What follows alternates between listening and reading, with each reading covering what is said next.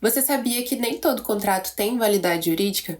Pois é, tem muita agência, mentor, designer achando que está protegido, quando na verdade aquele documento nem poderia ser chamado de contrato. O meu nome é Emily Padron, eu sou advogada especialista em contratos e nesse vídeo eu vou te mostrar os 6 pontos que um contrato de prestação de serviços precisa ter para que tenha validade jurídica. E eu não estou falando de cláusulas prontas ou de um modelo específico, mas sim do que o direito exige para considerar que um contrato realmente existe e pode ser usado para cobrar, notificar, processar e exigir aquilo que foi combinado. O primeiro ponto é: quem está assinando o contrato tem capacidade jurídica? Ou seja, realmente tem o poder de fazer isso? Na maior parte dos casos, a pessoa física que assina um contrato precisa ter mais de 18 anos. Isso porque, pela lei, só quem é legalmente capaz, ou seja, quem é maior de idade, pode assumir obrigações. E se for uma empresa, por exemplo, não é qualquer funcionário que pode assinar. Precisa ser o administrador, o titular da empresa ou alguém que tenha poderes específicos para isso por meio de uma procuração. E já no caso de menores de 18 anos, é necessário que eles estejam acompanhados do responsável legal. E se quem assina não tiver essa autorização, o contrato pode ser considerado juridicamente inexistente. Ou seja, mesmo que ele esteja ali todo preenchido com a assinatura, ele pode simplesmente não valer nada. Por isso é fundamental verificar se quem está assinando realmente tem autoridade legal para isso. Esse é o primeiro passo para garantir que o seu contrato tenha validade de verdade. O segundo ponto é a qualificação completa da contratante. Para te explicar isso de uma forma mais clara, eu vou te contar um caso real que eu analisei aqui no escritório. Era um contrato de prestação de serviço de social media, no valor de R$ 5.500 por mês, e a cliente já tinha deixado de pagar 2 parcelas. Então a prestadora de serviço chegou comigo querendo fazer uma cobrança, vendo como que nós poderíamos agir. Só que no momento em que eu fui revisar aquele contrato, lá no campo do contratante só constava o nome e o sobrenome da cliente. Então não tinha CPF, não tinha o endereço completo dela, não tinha e-mail e nem contato. O contato que ela tinha era aquele que ela fazia ali no dia a dia por meio do WhatsApp ou então pelo e-mail que ela mandava os materiais. Então mesmo com a assinatura no final, não tinha como eu identificar legalmente quem era a contratante. E sem esses dados mínimos oficiais, fica muito mais complicado da gente fazer uma cobrança. Por isso, sempre que você for formalizar o seu contrato de prestação de serviço, você vai tomar muito cuidado com a qualificação completa da outra parte. Eu te garanto que o cliente bom, que não vai te dar problema, ele não vai ter problema nenhum em te passar esses dados, até porque as pessoas estão muito acostumadas já a formalizar contratos e sabem que a gente precisa desses dados para poder colocar no documento. Então, você vai colocar lá o nome completo da parte contratante, ou então a razão social, se for uma empresa, CPF, CNPJ, nome do representante legal, o CPF dele também, o endereço da sede, ou então o endereço domiciliar, se for uma pessoa física, e os números de contato e e-mail, que é por meio daquele número de contato que está ali, ou então por meio do e-mail que vocês vão fazer as tratativas relacionadas ao contrato. O terceiro ponto é a assinatura. Então, a partir de hoje, você vai me prometer que você não vai mais mandar contrato para o cliente em PDF no WhatsApp e não vai pedir que ele faça a assinatura.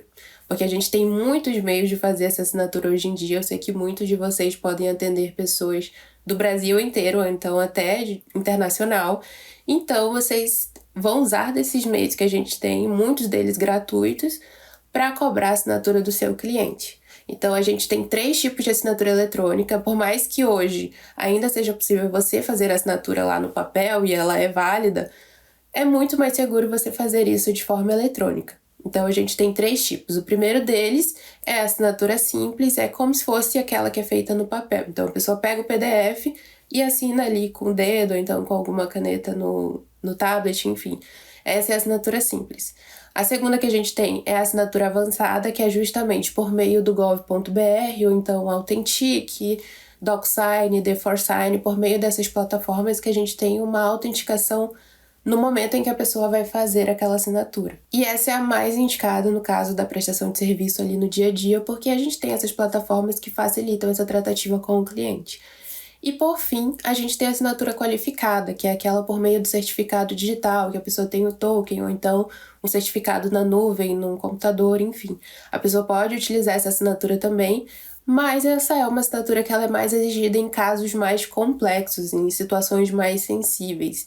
Então, não necessariamente você precisa usar a qualificada, que sim, é a mais segura, mas você pode muito bem utilizar a avançada, que é aí por meio dessas plataformas que eu mencionei, que você já vai ter a segurança que você precisa para sua prestação de serviço. E um detalhe importante, tanto você quanto seu cliente precisam assinar o contrato, até porque você também assume obrigações por meio daquele documento. O quarto ponto é o objeto contratual claro e determinado.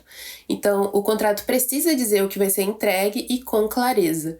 Prestação de serviços de marketing é genérico demais e não fala aquilo que a gente precisa saber de forma específica. Então, detalhe muito bem lá no seu contrato. Você vai entregar uma consultoria semanal, vai ter tráfego pago, então vai ser quantas artes por mês que você vai entregar. Tudo isso precisa estar claro no contrato e lembre, você não precisa prometer resultado. Pode ser uma obrigação de meio, como é o caso da advocacia, a gente não promete nenhum resultado específico, mas só coloque no contrato aquilo que você pode cumprir, porque depois de assinado você também está se submetendo ali a determinadas obrigações no documento. Inclusive, se você presta serviço e ainda tem um contrato genérico, ou então precisa de mais clareza em relação a esses pontos, essa é a nossa especialidade aqui no escritório. Nosso foco é fazer com que você tenha um contrato muito estratégico que funcione na prática e, claro, tenha validade jurídica. Então, se você quer ajuda com isso, o nosso contato está aqui na descrição. O quinto ponto é o equilíbrio contratual e ter cláusulas válidas. Essa daqui derruba muitos contratos no judiciário. Isso porque, se você atende o consumidor final, você precisa observar o Código de Defesa do Consumidor. Então, multas desproporcionais, cláusulas que só beneficiam você ou então penalidades exageradas são nulas de pleno direito. Isso significa que o cliente ele não é obrigado a cumprir caso esse contrato vá ali para o judiciário. Então você precisa ter muito cuidado no momento que você vai construir e estruturar o seu contrato para que não acabe caindo em uma dessas nulidades. O sexto e último ponto é o tempo máximo da prestação de serviços. Então, se o seu contrato prevê 5, 10 anos ou prazo indeterminado, você precisa ficar atento.